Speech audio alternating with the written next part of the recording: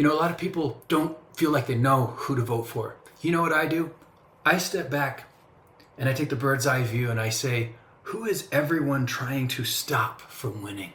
I used to be more focused on national politics as far as change is concerned, and I've recently, over the last few years, really come to an understanding of how important local politics are. Utah, hear me out. Darren Scott here. You're all busy working. I'm busy working. And I'm taking this evening to give back to someone that I met just a couple weeks ago. His name is Phil Lyman. I'm gonna show you this.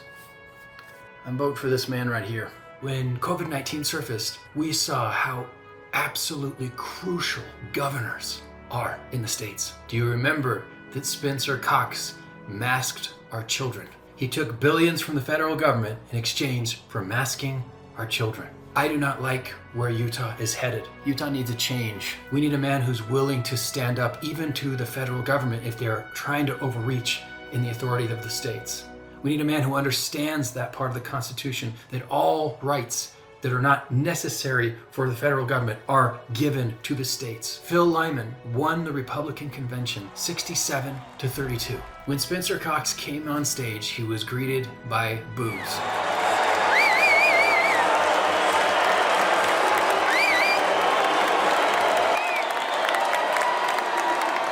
I love you guys.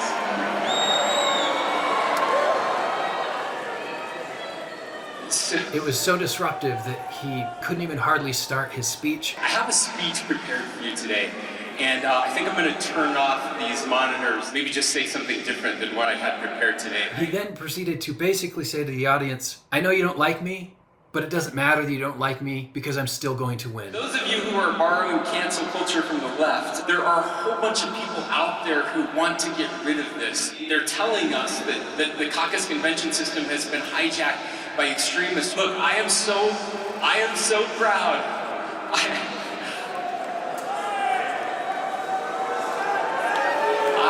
am so proud to be welcomed here today, the same way you have welcomed lots of Republican governors over the years.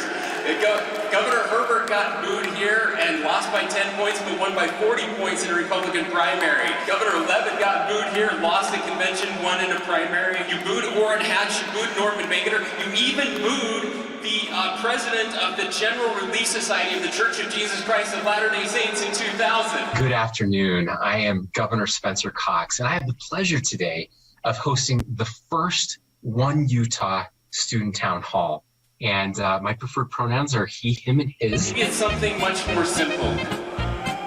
Maybe you just hate that I don't hate enough. And I am proud to be your governor. I love this state. I love all of you. And we're going to win in November.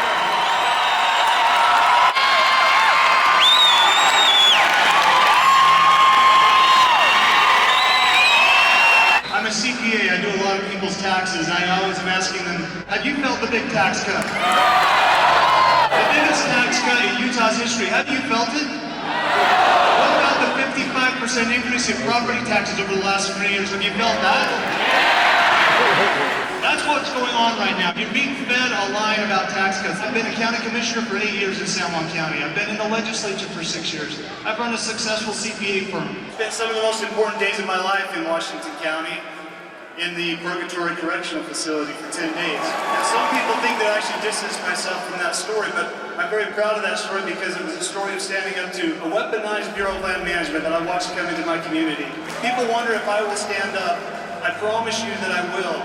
When I was a county commissioner, I had one person say, this is a fight you will never win. It's like David and Goliath. And I said, first of all, I'm not interested in any other fight. And second of all, you should read that story again. But all of us have a feeling of what it feels like to be in a prison. As I watched coronavirus roll out with the coronavirus task force, with the lockdowns, it felt like a prison to me as I was watching that. So you know what that looks like. The economy should be a road, not a prison. I'm looking at these young kids coming out of college trying to figure out if they can afford a house, trying to figure out how to support their families. That should not be the case. We have a strong economy. Elections should be a road, not a prison. Elections should be a way for us to control the government, not for wealthy people to control us.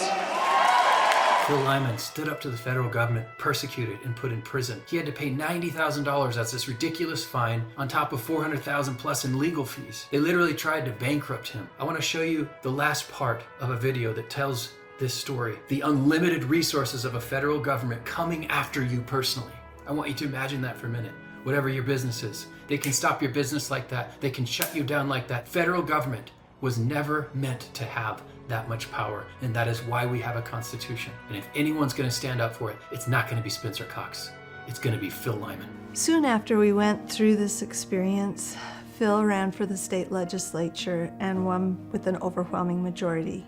The U.S. attorney came after him again, saying that he needed to pay more in restitution monthly than he had been because he was now making more money. There was a court hearing and they ended up paying the full amount of the fine, even though he had made less as a state legislator than a county commissioner. At this point, he felt that this wasn't going away. He thought that this had been put to rest, but for assurance, he felt, I need a pardon. And one night, he texted Senator Mike Lee saying he'd wanted a pardon and would he help? And Senator Lee immediately texts back, yes, 100%, we are doing this. You're on the side of the angels. And Jason Chaffetz was a character reference and aided in securing this pardon for Phil. I remember I was downstairs and I decided to go upstairs, and I walked up and my dad, he was just kind of leaning over the counter, just looking down, and I said, Dad, what's up? And he said, Brooke, Jason Chaffetz just called me and my pardon is sitting on Trump's desk right now and he's gonna sign it. And after he said that, he just broke down. I could tell that a weight had been absolutely lifted off of him at that time. You could tell that he was elated, but it wasn't until he said it out loud that it was reality for him.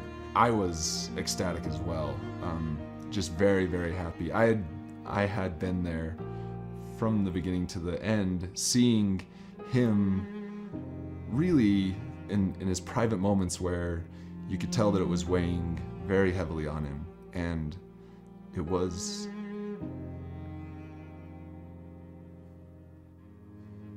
nice to be able to share in his joy and in that weight being lifted. I don't want to portray the image that he was, just suffering, but it was hell, Today, President Trump granted a full pardon to Philip Lyman. Mr. Lyman's pardon is supported by Senator Mike Lee, former Representative Jason Chaffetz, and other notable members of the Utah community. Lyman is known to be a man of integrity and character who was serving as a county commissioner in Utah when he was subjected to selective prosecution for protesting the Bureau of Land Management's closure of the Recapture Canyon to ATV riders. He had no other criminal history, but he was arrested and sentenced to 10 days in prison and nearly $96,000 in restitution. It was acknowledgement. Somebody was finally looking at this case and saying, what is wrong with this? This is not right. And for it to come from the highest authority, the President of the United States. Just felt like a triumphant end to a really difficult experience for him. And that has been a blessing, and it's given us peace of mind. A family friend asked Phil what would make him continue to take that stand and to sacrifice personally for the community the way he had.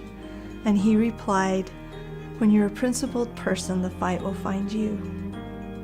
And we found that to be true in so many instances, as I know many people have found as well in their own lives.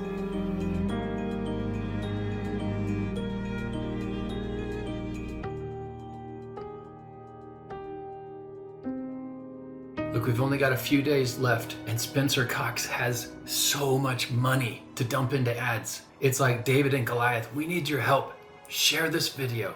Share it. Get it out there. We can do it together. We can defeat the Facebook algorithm. Vote for Phil Lyman. Let's take back our state.